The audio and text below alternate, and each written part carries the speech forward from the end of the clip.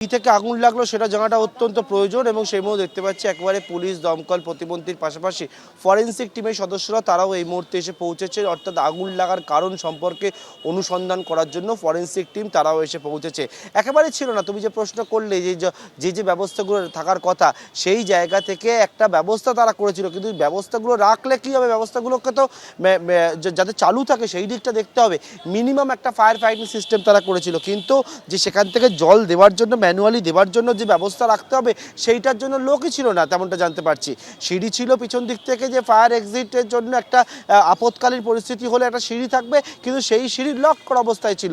সরাসরি যে ছবি এই মুহূর্তে দেখাচ্ছে আমার সহকর্মী দিব্যেন্দু সিংহ, দেখতে পাচ্ছ পুলিশের সঙ্গে ফরেনসিক টিমের সদস্যরা তারা রয়েছেন একেবারে এই যে হোটেল রয়েছে, হোটেল বিদেশিনী হোটেল, তারাপীঠ একেবারে মন্দিরের পাশে এবং তারাপীঠ থানার একেবারে গায়ে সেই জায়গায় সেই হোটেলে কিভাবে আগুন লাগলো এবং আগুন লাগার কারণ কি সেটা প্রাথমিকভাবে উঠে আসছে। যেটা আগুনটা লাগে শর্ট সার্কিট থেকে, এবং তারপরে হচ্ছে সেখানে যে ফলস সিলিং ছিল সেই ফলস সিলিংয়ে ছড়িয়ে পড়ে এবং আগুনটা একেবারে একতলাকে পুরোপুরি গ্রাস করে নেয় যখন রিসেপশনের সামনে যে গেট রয়েছে সেই গেটের সামনে, এবং তারপরে আগুন পুরো বিল্ডিংটা একটা স্মোক অ্যারেস্ট হয়ে যায় এবং পুরো বিল্ডিংয়ের যে জায়গায় স্মোক অ্যারেস্ট হয়ে যায়, কেউ কোন পথ থেকে কে কোথা থেকে বেরোবে সেই বিষয়টাতে কেউ কিছু বুঝে উঠতে পারছিলেন না।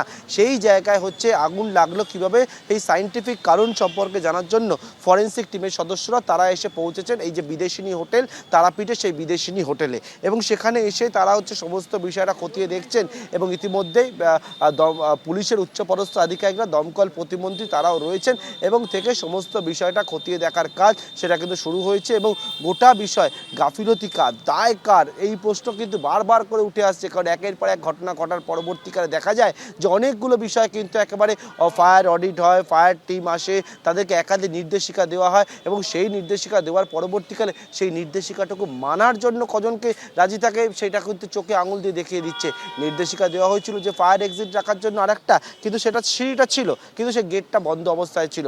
নির্দেশিকায় থাকে ফায়ার অ্যালার্ম, অর্থাৎ কোনো আগুন লাগলে যারা ভেতরে রয়েছেন ছোট ছোট শিশুদের নিয়ে বিভিন্ন জায়গায় দূর দূরান্ত থেকে এসছেন, ঘুরতে এসছেন, তারা যাতে এখানে নিরাপত্তায় থাকতে পারে তার জন্য ফায়ার অ্যালার্ম বাজলে হয়তো প্রথমে যখন আগুন লাগলো তখনই তারা সতর্ক হতে পারতো, কিন্তু সেই সতর্ক হওয়ারটুকু সময় তারা পেল না। তারা যখন জানতে পারলো এখানে আগুন লেগেছে তখন যে পরিস্থিতি, বেরোবার মতো পরিস্থিতি নেই। কেউ গাছ বেয়ে নামছেন, কেউ বা একবারে সিঁড়ি থেকে, বলছিলাম তোমাকে যে বিষয়টা, যে সন্তানকে নিয়ে নামতে গিয়ে সিঁড়ির কাছেই আগুনে লেলিয়ান শিকার কবলে পড়ে নিজের সন্তানকে আঁকড়ে ধরেছিলেন, জড়িয়ে ধরেছিলেন, দুটি দেহ তারা উদ্ধার করেছে যাতে কোনো রকমের সন্তানের ক্ষতি না হয়। বাবা ছেলে দুজনের মৃত্যু হয়েছে।